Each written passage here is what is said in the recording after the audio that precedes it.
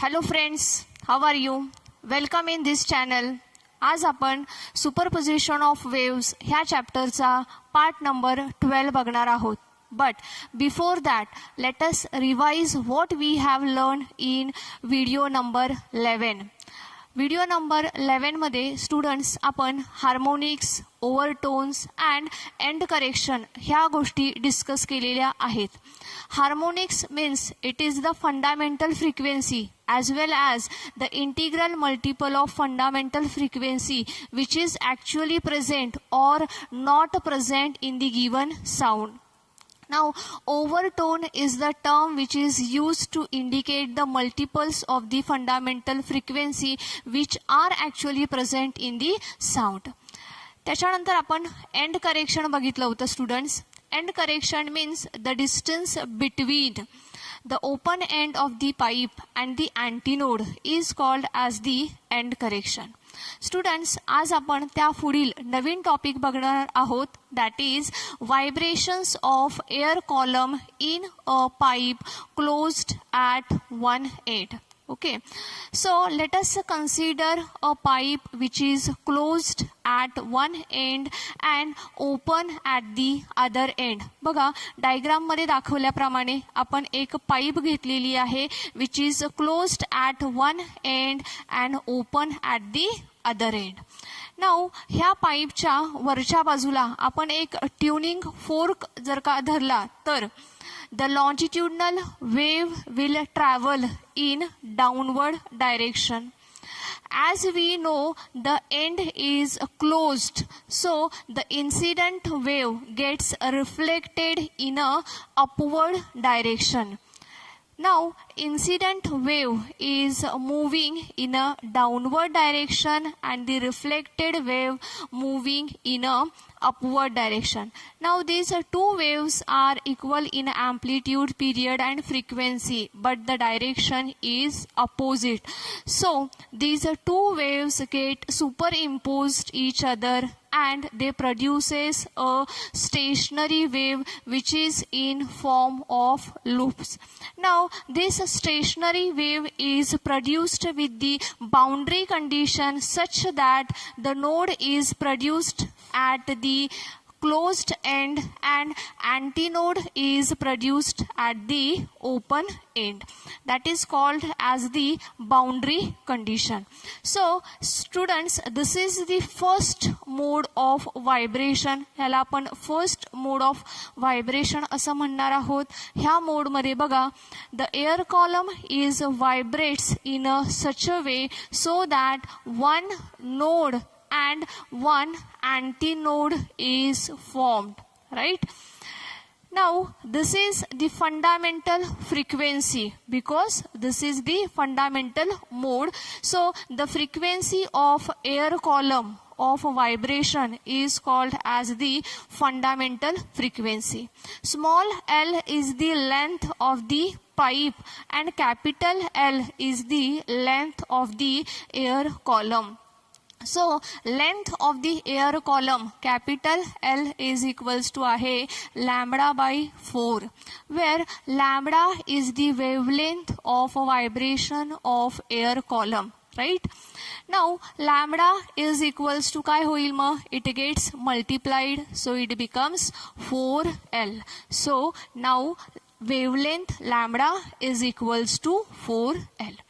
If small n is the frequency, then the relation of a frequency we have already learned in 11th standard, that is V is equals to n into lambda. V is equals to n into lambda. So n is equals to काय मिळेल आपल्याला? V upon lambda, right? n is equals to आपल्याला मिळेल v upon lambda. Now, लॅम्बडाची value आपल्याला माहित आहे, it is 4L. So n is equals to आपल्याला मिळेल v upon लॅम्बडाची व्हॅल्यू आहे 4L. So let us put this value as a 4L.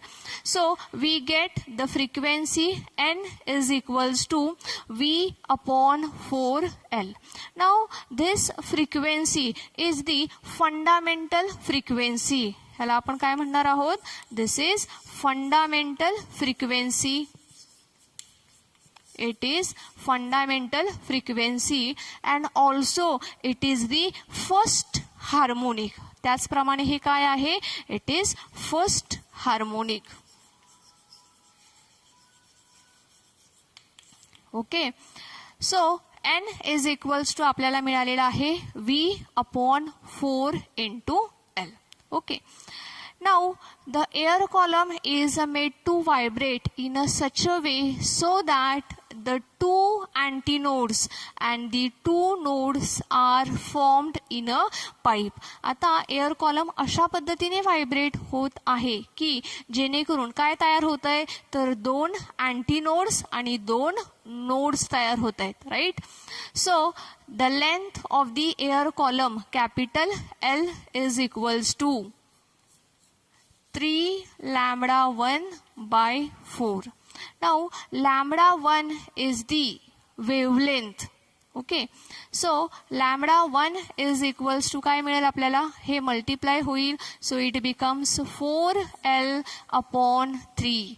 So λ1 is equals to 4L/3.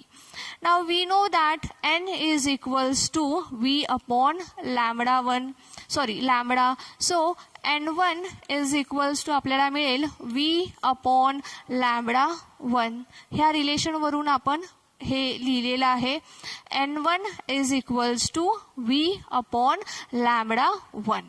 Now let us put the value of λ1. λ1 ची value आपण ह्याच्यामध्ये लिहूयात. So n1 is equals to V/λ1 ची value आहे 4L/3.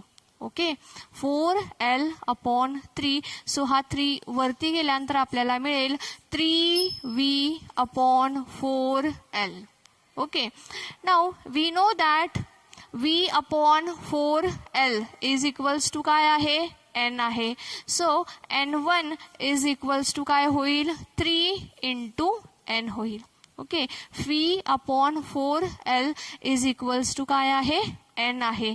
म्हणून आपल्याला मिळेल n1 is equals to 3n. Okay, now this is 3n is the first overtone. हा काय आहे तुमचा? first overtone. This is first overtone and it is the third harmonic. Me shortcut मध्ये लिहिते जागा नसल्यामुळे. It is the first overtone and third harmonic, right? Now let us consider the air column vibrates in a such a way so that we will get 3 nodes and 3 antinodes. Air column अशा पद्धतीने vibrate होत आहे की जेणेकरून आपल्याला 3 nodes मिळत आहेत आणि 3 अँटीनोड्स मिळत आहेत. Now capital L is the length of the air column. So we will get L is equals to 5λ2/4. Right? Now λ2 is equals to काय होईल मग? 4L/5. Okay. Students बघा, n is equals to V/λ आहे. इथे आपण n1 is equals to V/λ1 घेतलंय. आता आपण n2 घेणार आहोत विच इज इक्वल्स टू असेल V/λ2. So n2 is equals to V/λ2. Right. n2 is the frequency of vibration of air column. Right. λ2 ची व्हॅल्यू आपण पुट करणार आहोत. So n2 is equals to V/λ2 ची value आहे 4L/5. Right. So हे वरती गेल्यानंतर काय होईल? n2 इज इक्वल्स टू होईल 5V/4L. Now V/4L is the fundamental frequency n. So n2 is equals to आपल्याला मिळेल 5 into n. Now 5n is the second overtone. हा काय आहे? second overtone आहे. it is second overtone and it is fifth harmonic. त्याचप्रमाणे हा काय आहे, फिफ्थ हार्मोनिक आहे. ओके, जर का आपण ह्याच्या पुढची कंडिशन घेतली तर आपल्याला N3 इज इक्वल्स टू मिळेल 7N आणि N4 इज इक्वल्स टू आपल्याला मिळेल 9N. That means we get the odd multiples of the harmonics. आपल्याला काय मिळेल, odd multiples of the harmonics मिळतील. So from this we can conclude that, हे जर का आपण कन्क्लुजन काढलं तर आपल्याला काय कळेल की air column in a closed pipe, एका क्लोज्ड पाईप मधला air column which is open at the other end vibrates with the frequency which are the odd multiples of the harmonics. हे काय आहेत सर्व, it is odd multiple of harmonics किंवा odd harmonics असं देखील तुम्ही त्याला म्हणू शकता. So students, let us revise today what we have learned. आपण आज नवीन टॉपिक बघितलेला आहे, that is vibrations of air column in a pipe closed at one end. ह्याच्यासाठी आपण एक पाईप कन्सिडर केलेला आहे की जो कसा आहे, एका बाजूने क्लोज आहे, ओके, आणि वरच्या बाजूने तो ओपन आहे. एक ट्युनिंग फोर्क आपण घेतलेला आहे आणि ट्युनिंग फोर्क हा वरच्या बाजूला आपण असा धरलेला आहे, जेणेकरून longitudinal wave will move in a downward direction. Right? Now the end is closed, so the incident wave gets reflected back in a upward direction. Wave longitudinal wave आहे, incident wave आहे, it is moving in a downward direction. Due to closed end, it moves in a upward direction, it gets reflected.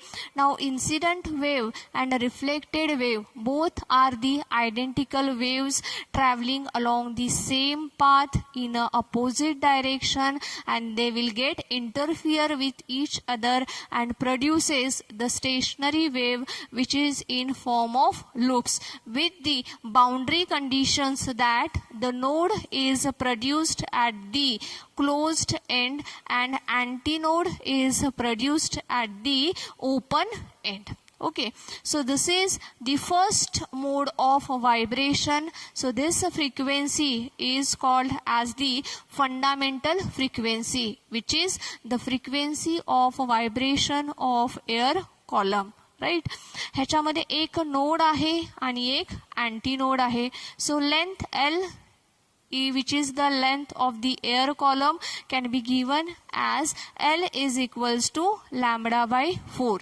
Now lambda is the wavelength which is given as lambda is equals to 4 into L. Right? Now V is equals to N into lambda. हे जे relation आहे हे आपण इयत्ता 11वी मध्ये already शिकलेले आहोत. Right? V is equals to N into lambda, where N is the frequency and lambda is the wavelength. So from this relation we get N is equals to V upon lambda. आता ह्या equation मध्ये आपण लॅम्बडाची value की जी 4L मिळालेली आहे ती आपण लिहिलेली आहे. So we will get N is equals to V upon 4L. This is the fundamental frequency and it is also the first harmonic. ही काय आहे तुमची, तर फंडामेंटल फ्रिक्वेन्सी आहे, त्याचबरोबर ही काय आहे, फर्स्ट हार्मोनिक देखील आहे. आता ह्याच इक्वेशनला आपल्याला अजून वेगळ्या पद्धतीने मांडता येईल. कसं, तर N is equals to V upon 4 into capital L म्हणजे length of the air column आहे. So we will write L plus E. बरोबर आहे, हे आपण पाठच्या व्हिडिओमध्ये शिकलेलो आहोत. Capital L is equals to small L plus E when the pipe is closed at one end and open at the other end. So अशा पद्धतीने आपण हा फॉर्म्युला देखील लिहू शकतो. आपल्याला प्रॉब्लेम सॉल्व्ह करताना हे दोनही फॉर्म्युले उपयोगी पडणार आहेत. नाउ पुढची कंडिशन आपण बघूया. दिस is case 2. In this case too, the air column is made to vibrate in such a way so that the two nodes and two antinodes are formed. काय काय तयार झालेलं आहे? दोन नोड्स आणि दोन अँटीनोड्स तयार झालेले आहेत. The length of the air column capital L is equals to आहे 3 lambda 1/4. Length of the air column किती आहे? 3 लॅम्बडा 1/4. सो ह्या इक्वेशन वरून आपण लॅम्बडा 1 ची व्हॅल्यू फाइंड आउट केलेली आहे. Lambda 1 is the wavelength. So lambda 1 is equals to 4L/3. Lambda 1 is equals to काय आहे? 4L/3. Right. So N1 is equals to V upon lambda 1. हे relation आपण कुठून घेतलं? तर ह्या रिलेशनवरून. इथे बघा N इज इक्वल्स टू आहे V अपॉन लॅम्बडा. सो ह्या रिलेशनवरून आपण लिहिलेलं आहे N1 is equals to V upon lambda 1. Okay. Now lambda 1 ची व्हॅल्यू इथे वरती बघा आपण फाइंड आउट केलेली आहे. It is 4L/3. So let us put this value in the equation. So we will get N1 is equals to V upon 4L/3. हा 3 खाली divide आहे, वरती गेल्यावर तो मल्टिप्लाय होईल. सो आपल्याला मिळेल 3V/4 इंटू L. आता तुम्ही ऑब्झर्व करा बघा. V/4L. V/4L is the fundamental frequency N. So from this equation we will write as a N1 is equals to 3 into N. Right? Now 3N is the first overtone. हा काय आहे? First ओव्हरटोन आहे and it is the third harmonic. आणि हा काय आहे? त्याचप्रमाणे third harmonic आहे. ओव्हरटोन मध्ये आपण बघितलेलं आहे. Overtone is the term which is used to indicate the multiple of a fundamental frequency which are actually present in the given sound. आणि हार्मोनिक्स मध्ये आपण बघितलेलं आहे. It is the term which is used to indicate the fundamental frequency and the integral multiple of fundamental frequency which are actually present or not present in the given sound. So from that definition we come to know that this is the first overtone. हा आपला first ओव्हरटोन आहे. तर हा काय आहे? Third harmonic आहे. Second harmonic किती असेल? बघा इथे 1 हा जो N आहे it is the first harmonic. So second harmonic काय असेल? 2N असेल, but it is not present in the given sound. Now let us study the case 3. Case 3 मध्ये बघा.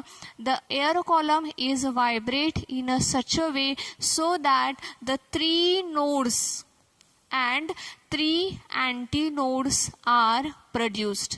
काय होतंय? एअर कॉलम अशा पद्धतीने व्हायब्रेट होतोय की जेणेकरून काय तयार झालंय? तर एकूण 3 नोड्स आणि 3 अँटीनोड्स तयार झालेले आहेत. Now the length of the air column capital L is equals to आहे 5 lambda 2/4. Right? So L is equals to 5 lambda 2/4. ह्या एक्सप्रेशन वरून आपण लॅम्बडा 2 ची व्हॅल्यू फाइंड आउट केलेली आहे. ती व्हॅल्यू आपल्याला मिळालेली आहे बघा. Lambda 2 is equals to 4L/5. Right. जसं आपण हे इक्वेशन लिहिलं होतं N is equals to V upon lambda. Right. Second case साठी आपण घेतलेला आहे N1 is equals to V upon lambda 1. तशाच पद्धतीने आपण थर्ड केस साठी घेतलेला आहे N2 is equals to V upon lambda 2. So N2 is equals to V upon lambda 2 ची व्हॅल्यू किती आहे? 4L/5. सो आपण 4L/5 लिहिलेलं आहे. So N2 is equals to V upon 4L/5. Now 5 हा डिवाइड आहे, सो तो वरती गेल्यावर मल्टिप्लाय होईल. सो आपल्याला मिळेल N2 is equals to 5V upon 4 into L. Now observe this V upon 4L. काय आहे V/4L, तुम्हाला पण माहिती आहे बघा, it is the fundamental frequency N. So आपण इथे N लिहिलेलं आहे. So N2 is equals to आपल्याला मिळालेलं आहे 5N. So from the definition of overtone, it is the second overtone and it is the fifth harmonic. हा काय आहे, सेकंड ओव्हरटोन आहे आणि हा फिफ्थ हार्मोनिक आहे. जर का अशाच पद्धतीने आपण N3 फाइंड आउट केलं तर काय मिळेल आपल्याला, N3 जर का आपण फाइंड आउट केलं तर N3 इज इक्वल्स टू आपल्याला मिळेल 7N. ओके, N3 जर का आपण फाइंड आउट केलं तर काय मिळणार आहे आपल्याला, 7N मिळेल. त्याच्यानंतर जर का आपण N4 फाइंड आउट केलं तर आपल्याला मिळणार आहे 9N. That means from this we can conclude that, बघा फ्रिक्वेन्सी आपल्याला कशी मिळालेली आहे N, त्याच्यानंतर इथे किती मिळालेली आहे, N1 is equals to 3N, इथे बघा N2 इज इक्वल्स टू मिळालेली आहे 5N. अशाच पद्धतीने आपल्याला काय मिळणार आहे, 7N and 9N. So from this we can conclude that the air column in a closed pipe at one end and open at the other end, कशी आहे त्याची frequency, it is the odd multiples. कसे आहेत हे, odd multiples आहेत बघा, 1N, 3N, 5N, 7N, 9N. It is the odd multiples of the harmonics किंवा it is the odd harmonics. हे सर्व काय आहेत, ऑड हार्मोनिक्स आहेत. सो स्टुडंट्स, अशा पद्धतीने आज आपण हा टॉपिक बघितलेला आहे, vibrations of air column closed in a pipe at one end and open at the other end. Last लेक्चरमध्ये आपण बघितलं होतं harmonics, overtones and end correction. Okay, so हा जो भाग आपण बघितलेला आहे, आजचा भाग मॅथमॅटिकल एक्सप्रेशन आहे.